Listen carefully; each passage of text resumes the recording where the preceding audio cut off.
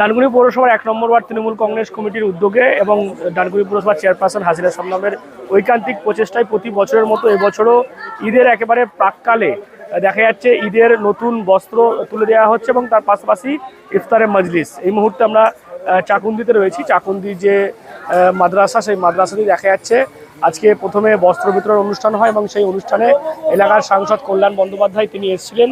এছাড়াও যারা ডানকুনি পৌরসভার বিভিন্ন ওয়ার্ডের কাউন্সিলর রয়েছেন, ভাইস চেয়ারম্যান রয়েছেন, তারা এসেছিলেন এবং তাদের উপস্থিতিতেই এলাকার মানুষজন যারা রয়েছেন এই ঈদের সময় যাতে প্রত্যেকের বাড়িতে খুশির ঈদ তারা পালন করতে পারে, নতুন পোশাক তাদের প্রতি বাচ্চারা যারা রয়েছে বাড়ির তারা পরতে পারেন, সেই কারণেই নতুন পোশাক, শাড়ি দেখা যাচ্ছে, লুঙ্গি, এই সমস্ত কিছু তুলে দেওয়া হয়। কারণ কি বলেন, প্রতি বছরই আপনি এটা করে আসছেন, এবছরও অনুষ্ঠিত হচ্ছে। কারণ এইটা আমাদের সামাজিক কর্তব্য, প্রতি বছরে না এবছরেও আমরা ইফতারে মজলিস করেছি ১ নম্বর ওয়ার্ড তৃণমূল কংগ্রেসের পক্ষ থেকে। প্রথমে বস্ত্র বিতরণ, তারপরে ইফতারে মজলিস। প্রতি বছরই আমাদের এমপি সাহেব আসেন, কল্যাণ বন্দ্যোপাধ্যায় আমাদের মাননীয় সংসদ, সমস্ত কাউন্সিলর এসেছিলেন এবং সবাই গ্রামবাসীর উপস্থিতিতে, সাধারণ মানুষের উপস্থিতিতে আজকে আমাদের কাউন্সিলররা ছিলেন, সবাইকে নিয়ে আজকে আমাদের এই ইফতারে মজলিস।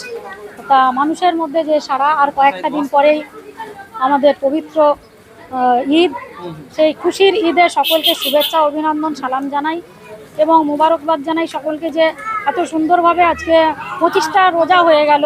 সবাই একদম ঠিকঠাকভাবে নিয়মানুবর্তিতার সাথে ত্যাগের মাধ্যমে, তিতিক্ষার মাধ্যমে, আত্মসংযমের মাধ্যম দিয়ে যে রোজা পালন করছেন, সকলকে মোবারকবাদ জানাচ্ছি। আর কয়েকদিনের পরেই আমাদের খুশির ঈদ, সেই খুশির ঈদেরও আমি আগাম শুভেচ্ছা, মোবারকবাদ জানাচ্ছি। প্রতি বছরই আমরা এরকম ইফতার করে থাকি এবং আজকের যে সরঞ্জাম আপনারা দেখলেন, প্রায় 1000 লোকের উপরে আমাদের আজকে ইফতার মজলিস হয়েছে। মানুষজন এসেছেন, গ্রামবাসী আমাদের শহরে ছিলেন এবং বস্ত্র বিতরণও হয়েছে। প্রায় 800 জন বস্ত্র বিতরণ করা হয়েছে, 800 জনকে। সব মিলিয়ে আজকে এই ইফতারের মজলিস সমাপ্ত হলো। এবং দেখলাম এখানে সব একটা সম্প্রীতির মেলবন্ধন রয়েছে, সব অন্য ধর্মের মানুষজন। হ্যাঁ, অবশ্যই আমাদের অন্যান্য কাউন্সিলররা সবাই এসেছেন। আমাদের সম্প্রীতির বাংলা, সৌহার্দ্যের বাংলা। এই সম্প্রীতি সৌহার্দ্যের বাংলাতে কোনো বিজেপি যতই করুক না কেন কোনো আঁচ করতে দেবো না, বিভেদ সৃষ্টি করা যাবে না। বিভেদ সৃষ্টিকারীকে কেউ পছন্দ করে না। তাই আমাদের এই ভারত ধর্ম নিরপেক্ষ রাষ্ট্র, সেই ভারত ধর্ম নিরপেক্ষ রাষ্ট্রতে হিন্দু, মুসলিম, শিখ, ইসাই, জৈন, পার্সি সবাই মিলে আমরা এই ভারতবাসী এবং আমরা পশ্চিমবঙ্গবাসী হিসেবে আমাদের মুখ্যমন্ত্রী মমতা বন্দ্যোপাধ্যায়ের একটা কথা যে আমরা ধর্ম যে যাই পালন করি, কিন্তু উৎসব যখন হয় আমরা সবাই মিলে উৎসবে সামিল হই। তাই আজকে আমার এই ইফতারে মজলিসে সকল সম্প্রদায়ের মানুষ উপস্থিত ছিলেন এবং সব মিলিয়ে আপনারা দেখলেন যে ইফতারে মজলিস এবং বস্ত্র বিতরণ সমাপ্ত হলো। অবশ্যই ভোট উৎসব আসছে, আজকে দিনক্ষণ ঘোষণা হয়ে গেল। নিশ্চিতভাবে আমাদের মুখ্যমন্ত্রী মমতা বন্দ্যোপাধ্যায় চতুর্থবারের জন্য মুখ্যমন্ত্রী হচ্ছেন এবং 250-এর বেশি সিট নিয়ে আমরা আবার তৃণমূল কংগ্রেস আমাদের সরকার গঠন করবে।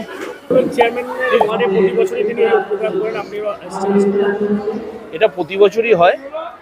রমজান মাসে উনি এখানে যারা আছেন, এখানকার ওই ওয়ার্ডের অধিবাসী, তাদেরকে পবিত্র ঈদের উপহার তিনি তুলে দেন। সেই হিসেবে আমরা এসেছি সবাই, সাংসদও এখানে এসছেন, বিধায়ক থেকে শুরু করে আরও যারা আছেন, জেলা সভাপতি, সবারই আসার কথা আছে। তা কাজেই এই অনুষ্ঠানটা চলছে এবং এই অনুষ্ঠানটা খুব সুন্দরভাবে হচ্ছে। আমরা আপনাদের মাধ্যমে এখানকার যারা আছেন, এই চ্যানেল যারা দেখছেন, তাদের সবাইকে ঈদুজ্জোহার আগাম শুভেচ্ছা জানাই। সবার ঈদ খুব ভালোভাবে কাটুক এবং সেই সঙ্গে জানেন যে আজকে আমাদের নির্বাচনের দিনক্ষণ ঘোষণা হয়ে গেছে। কাজেই আমাদের সবাইকে এবার একটা বড় কর্মকাণ্ডে আমাদেরকে নেমে পড়তে হবে। আবার যাতে আমরা মুখ্যমন্ত্রী হিসেবে মমতা বন্দ্যোপাধ্যায়কে চতুর্থবারের জন্য আমরা পশ্চিমবঙ্গের দায়িত্বে নিয়ে আসতে পারি। বাংলার মানুষ যেন তাকে আশীর্বাদ দোয়া করেন। আজকের দিনে এটাও আমাদের কাছে সকলের কামনা থাকবে। এই 2 দফায় নির্বাচন হলো, প্রথমবার 8 দফার পরে, এদিকে আপনাদের চাপের ব্যাপার হয়ে গেল কিছু? কারণ কিচ্ছু চাপের ব্যাপার নেই। শুনুন, আপনারা তো সাংবাদিক মানুষ, আপনাদের তো মনে আছে যে এরাই বলতো যে এত রিগিং, এত সন্ত্রাস হয়, যার জন্যে দফা বাড়িয়ে দেওয়া হয় যাতে বেশি করে কেন্দ্রীয় বাহিনী, বুথ সংখ্যা কমে যাবে, তাতে যাতে হয়।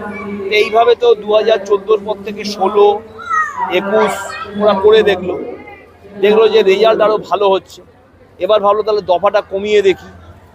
দেখুন, ব্যাপারটা হচ্ছে বাংলার মানুষ জানে মমতা বন্দ্যোপাধ্যায়, অভিষেক বন্দ্যোপাধ্যায় এবং তার যারা সৈন্যবাহিনী আমরা আছি, সারা বছর এদেরকেই পাওয়া যায়। মানুষের বিপদে আপদে সুখে দুঃখে এদেরকেই পাওয়া যায়। সেই হিসেবে মমতা বন্দ্যোপাধ্যায়কে আবারও আশীর্বাদ দোয়া করবেন, এটাই আমরা দেখেছি। এবং তার বিভিন্ন প্রকল্প দেখুন আজকেও ঘোষণা হয়েছে, পুরোহিত এবং মুয়াজ্জিদের ভাতা আজকে চালু হয়েছে, নতুন করে বাড়ানো হয়েছে আর কি। এবং সেই সঙ্গে ডিএ সেটাও ঘোষণা হয়েছে। তা কাজেই পশ্চিমবঙ্গ সরকার মামাটি মানুষের সরকার, বাংলার মানুষের পাশে আছে, এটা বাংলার মানুষ দেখছে এবং সেইভাবেই বাংলার মানুষ মূল্যায়ন করবে। প্রতি বছরের না এবছরে ইফতার মজলিস হচ্ছে। অসংখ্য লোককে ঈদ উপলক্ষে বস্ত্র বিতরণ করা হয়েছে। এবারে ইফতারের মজলিস আরম্ভ হবে, সবাই এতে খুশি। জাতি ধর্ম নির্বিশেষে বস্ত্র বিতরণ হলো প্রতি বছরের না, আগামী বছরও যেন এরকম হয় এই কামনা করছি। ঠিক আছে। এবং তারপর ঠিক আজকে যে নির্দিষ্ট যে সময় রয়েছে ইফতারের, সেই সময়ে ইফতারও এখানে অনুষ্ঠিত হয়। সেই ইফতারের অনুষ্ঠানে দেখা যায় সর্বধর্মের মানুষজন তারা অংশগ্রহণ করে এবং ইফতার তারা পালন করে। আর এইভাবেই বছরের পর বছর ডানকুনি পুরসভার চেয়ারপারসন হাসিনা শাবনম এই ওয়ার্ডের কাউন্সিলর হওয়ার পর থেকেই তিনি এই অনুষ্ঠান করে আসছেন এবং এবছরও তার অন্যথায় নয়। দেখা যাচ্ছে ঠিক ঈদের মাত্র কয়েকদিন আগেই তিনি এই বস্ত্র তুলে দিলেন। এলাকার যারা দুস্থ গরিব মানুষ রয়েছেন তাদেরকে নতুন ঈদের বস্ত্র তুলে দিলেন। পাশাপাশি ইফতারের মজলিসের মধ্য দিয়ে সম্প্রীতির যে বার্তা বড় বাড়ি আমরা দেখে আসছি ইফতারের মজলিসের মধ্য দিয়ে তৃণমূল কংগ্রেস দিচ্ছে, সেই বার্তায় কিন্তু আজকে 1 নম্বর ওয়ার্ডের যে ইফতারের মজলিস ও বস্ত্র বিতরণ অনুষ্ঠান সেখান থেকেই তুলে দিলেন ডানকুনি পুরসভার চেয়ারপারসন হাসিনা শাবনম সহ আগত অতিথিরা। কি বলবেন আপনারা এই বিষয় নিয়ে অবশ্যই কমেন্ট বক্সে। এরকম আরও খবর পেলে নজর রাখুন ডিএনএন বাংলায়। ডিএনএন বাংলা সবার মনে সবার ফোনে।